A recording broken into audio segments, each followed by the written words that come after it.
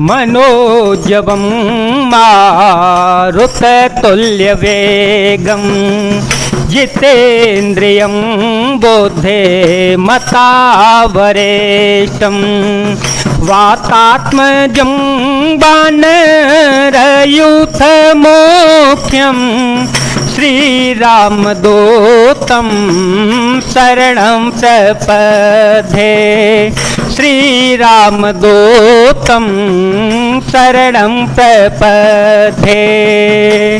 अतुलितबलिधामं हेमशैलाभदेहं धनुजवनकृशानुज्ञानिनामग्रगण्यं सकलगुणनिधानं वानराणामधीशं रघुपतिप्रियभक्तं वातजातं नमामि। अतुल बल के धाम, सोने के पर्वत सुमेरु के समान कांति युक्त शरीर वाले दैत्य रूपी वन को ध्वंस करने के लिए अग्नि रूप ज्ञानियों में अग्रगण्य संपूर्ण गुणों के निधान वानरों के स्वामी श्री रघुनाथ जी के प्रिय भक्त पवन पुत्र श्री हनुमान जी को मैं प्रणाम करता हूँ। जामवंत के वचन सुहाए सुन हनुमंत हृदय अति भाए तब लगी मोहि परिखे हो तुम भाई सह दुख कंद मूल फल खाई जब लगी आवो सीता ही देखी होए हैं काजो मोहि हर सवे तेती यह कही नाई सवई कहूँ माथा चले ओ हर सिय धरि रघुनाथा सिंधु तीर एक भूधर सुंदर कौतुक को दे चढ़े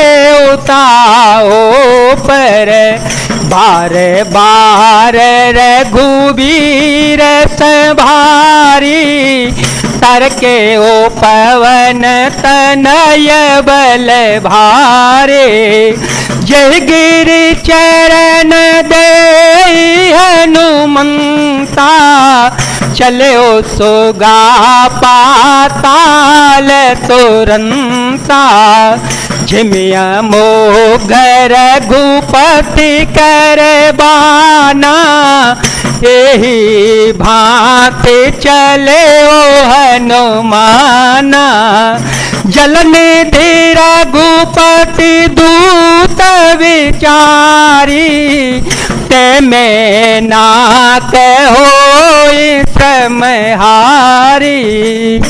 जाम्बान के सुंदर वचन सुनकर श्री हनुमान जी के हृदय को बहुत ही भाए। वे बोले, हे भाई तुम लोग दुख सहकर कंद मूल फल खाकर तब तक मेरी राह देखना जब तक कि मैं सीता जी को देख करके लौट के न आ जाऊं। काम अवश्य होगा क्योंकि मुझे बहुत ही हर्ष हो रहा है। यह कहकर और सबको मस्तक नवाकर तथा हृदय में श्री रघुनाथ जी को धारण करके श्री हनुमान जी हर्षित होकर चल पड़े। समुद्र के तीर पर एक सुंदर पर्वत था। श्री हनुमान जी खेल से ही अनायास ही कूद कर उसके ऊपर जा चढ़े और बार बार श्री रघुवीर जी का स्मरण करके अत्यंत बलवान हनुमान जी उसके ऊपर से बड़े वेग से उछले। जिस पर्वत से श्री हनुमान जी ने पैर रखकर चले, जिस पर से वे उछले वह तुरंत ही पाताल लोक में धस गया। जैसे श्री रघुनाथ जी का अमोघ वाहन चलता है उसी तरह से श्री हनुमान जी चल पड़े। समुद्र ने उन्हें श्री रघुनाथ जी का दूत समझकर मेनाक पर्वत से कहा कि हे मेनाक, तू इनकी थकावट दूर करने वाला हो, अर्थात इन्हें अपने ऊपर विश्राम दे दे। हनुमान ते ही परसा कर पुनि कीन प्रणाम राम काजो कीने बिनु मोहे कावे श्राम मंगल भवनय मंगल हारे द्रव सो दशरथ अजर विहारे। राम सिया राम सिया राम सिया राम, सिया राम जय जय राम। श्री हनुमान जी ने उसे हाथ से छू दिया, फिर प्रणाम करके कहा कि भाई श्री रामचंद्र जी का काम किए बिना मुझे विश्राम कहाँ। जात पवन सुत देव देखा, जाने कहूँ बल बोध विशेषा। सुरता नाम अहिन के माता, पठये आए कहीं ते बाता। आजो सुर है मोहि दीन आहारा, आजो सुर है मोहि दीन आहारा। सुनत वचन कह पवन कुमारा, सुनत वचन कह पवन कुमारा।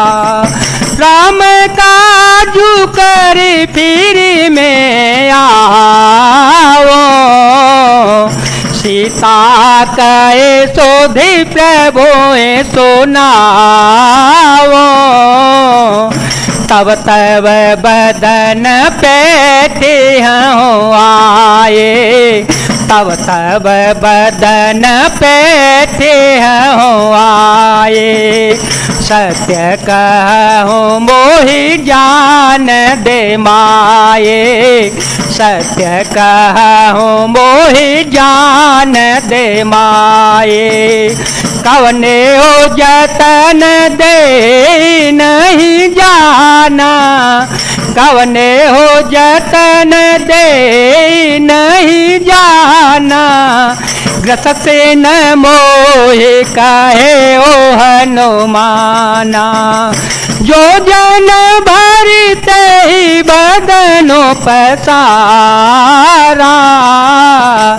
कपितानों की न दुगुन बेतारा, सोर है जो जन मुख ते ठायो, सोर है जो जन मुख ते ठायो। तुरत पवन सुत बत्तीस भयो, तुरत पवन सुत बत्तीस भयो। जस जस सूर सावदनो बढ़ावा, सासु दून कपि रूप देखावा।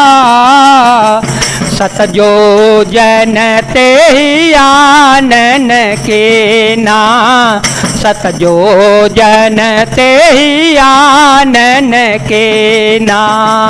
अतिल घोरो पवन सुत लेना, अतिल घोरो पवन सुत लेना।